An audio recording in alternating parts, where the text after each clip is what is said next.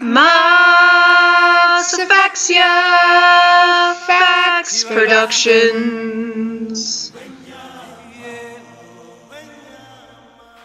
Hi guys! I'm Max. And I'm Phil. And today we're going to talk to you about Being vegan in a non-vegan society. Okay, so first off, the definition of vegan is not to be confused with vegetarian. Vegan is to not eat or use animal products. So no cheese or wool, silk, none of that. As where like vegetarians still, you know, they don't eat meat, but they still eat cheese and use wool. So vegans, yeah, we don't eat meat, we don't eat cheese, eggs.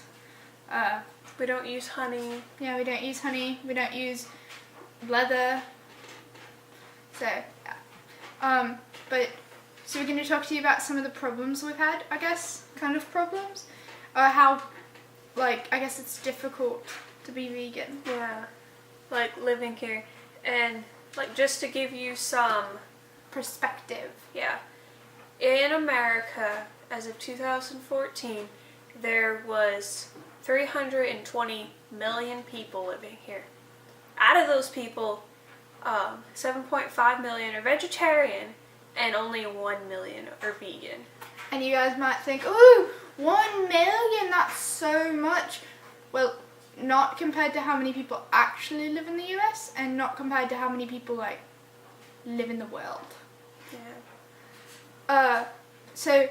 Because, like, when we go to the store, a lot of times we'll either have to go to, like, specialty stores, or we'll have to go to a place like Publix or Hartford or somewhere that's not Walmart that sells really good stuff like Hartford, Hannaford. That sells like meat substitutes, dairy substitutes. Yeah. And I know a lot of vegans actually choose to go raw, where they don't they just don't eat substitutes. They just make it and eat vegetables. But like. We do that, but every once in a while we like to have like a substitute or something like quick to snack on. In case there's something we want to like cook that we can't find a recipe to like substitute something for. It's always good to have like a substitute for like a butter substitute. We actually use earth balance as a substitute. So, but I know one of the hardest things is like going to restaurants tends to be a little, like, some restaurants are easier than others. Like, the easiest place to make vegan is probably like... is Mexican restaurants. Or Japanese restaurants. Well, Mexican's definitely a lot easier than Japanese. Yeah, it definitely is, unless you're that one restaurant we went to. Yeah. But yeah, it's just... They're a lot easier, I guess, because a lot of their stuff doesn't revolve around meat or dairy. Whereas, like, Italian, like, their pasta's made with... We can't go to Italian restaurants. The pasta's made with eggs and, like, the cheese, and there's meat in the red sauce, and everything. And then or if there's not meat in the red sauce, there's cream or all sorts of other stuff. And then, like, you come out, and then, like, the server's just like, would you like cheese on top of that? Yeah. And he starts like grating it, and you're like, wait a minute, no. And no, the best thing to do is the best thing to do if you go to a restaurant that sells pasta, you could ask them if they have gluten-free pasta, because a lot of the times gluten-free pasta, like the ones you get in boxes, won't have any egg products in them, and a lot of gluten-free products are actually pretty vegan. Like, you have to make sure with the ingredients, but a lot of them are.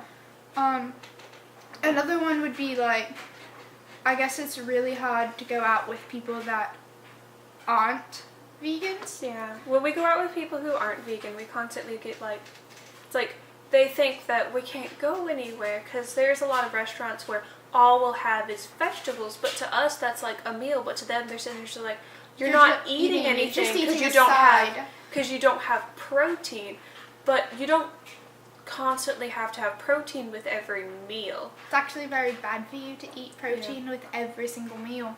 Or there will be like protein and stuff that you don't think about, like broccoli. Broccoli has a lot of protein. A lot of your green vegetables actually do. Spinach, kale. But then they have like this notion that they can't go anywhere that they like because we won't be able to eat. And if we try to explain that we can eat, they think that we're just like trying to like appease them, I Yeah. suppose. I guess really what it is in the society everyone wants to use euphemisms to like basically like make themselves hate vegans or make themselves feel better for not being vegan. One of the other problems is like going to like somewhere and like telling someone you're vegan, because then they'll like have this predetermined notion that you're going to say it every 2 minutes, or that they have to introduce you. I've actually been introduced as like, hey, this is my friend Max, he's a vegan. Like, we're not even eating at this like place that we're at. What does me being vegan have to do with it?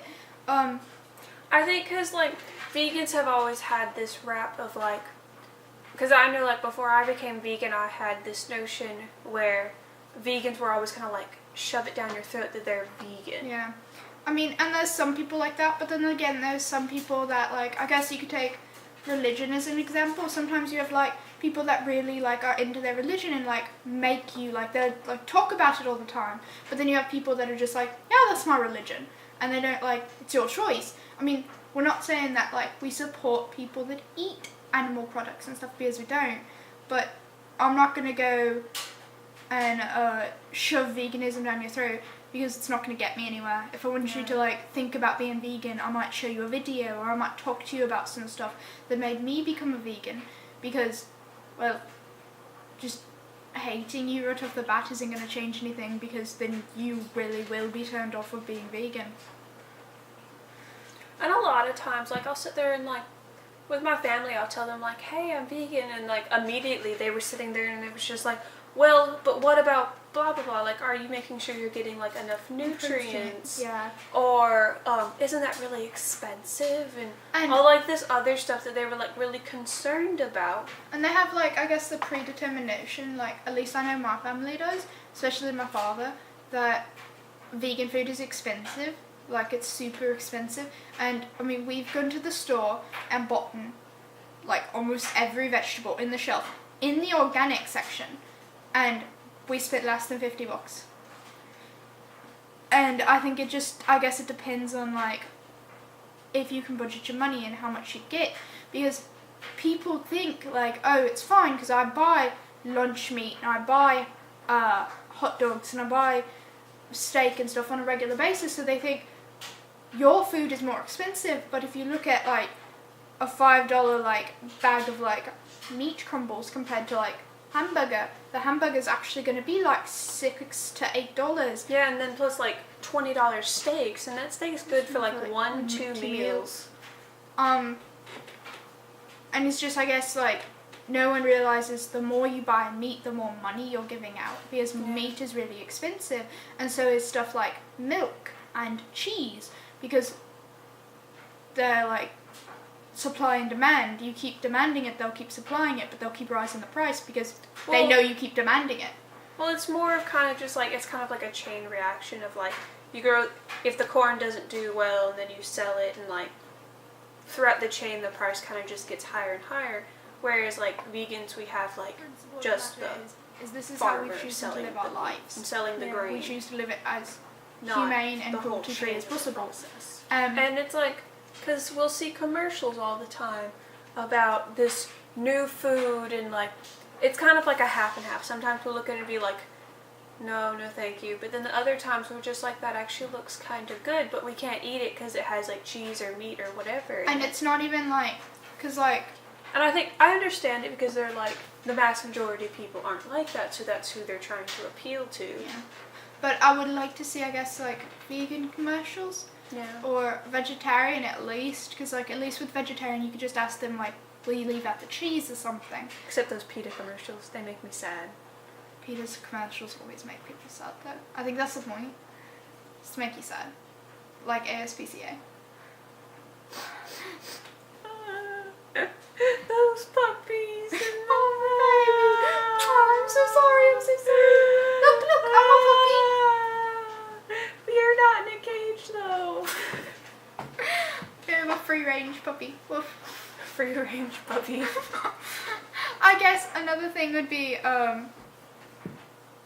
people don't really have celebrities to look up to, and I guess a lot of people like will look up to celebrities, I suppose, when you're going vegan, and they'll be like, but so-and-so's eating a Big Mac, so...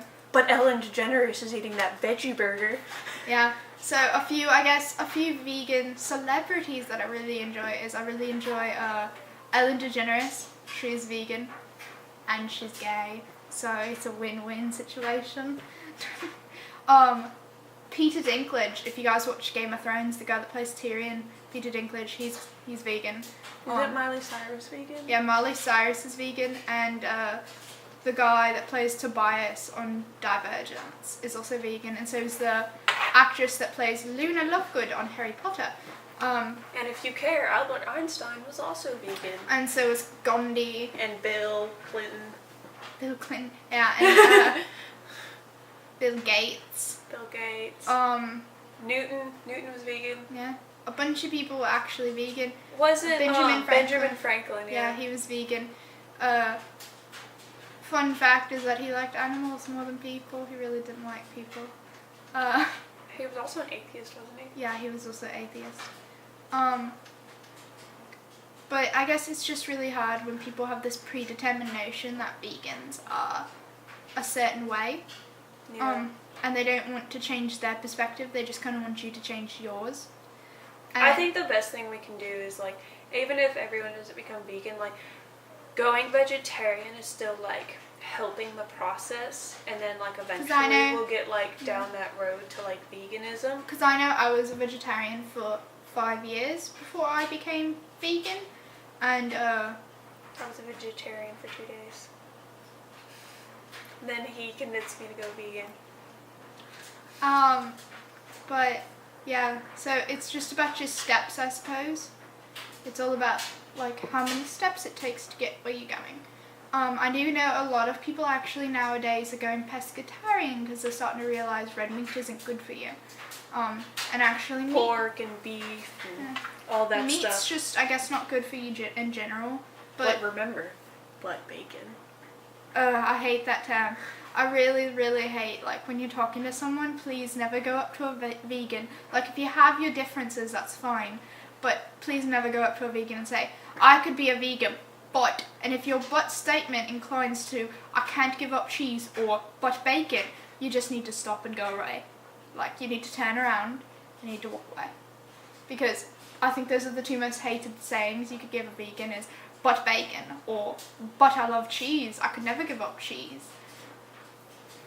Alright, I think that's about it, yeah. Yeah, I think that's it. So just remember, like, try to get to know the person who is a vegan and not stereotype them with a bunch of other vegans you might see on TV or one cranky one you might have met online. Yeah, so bye guys. Bye. Stay safe. Brush your teeth. And don't throw babies. Bye. Like and subscribe.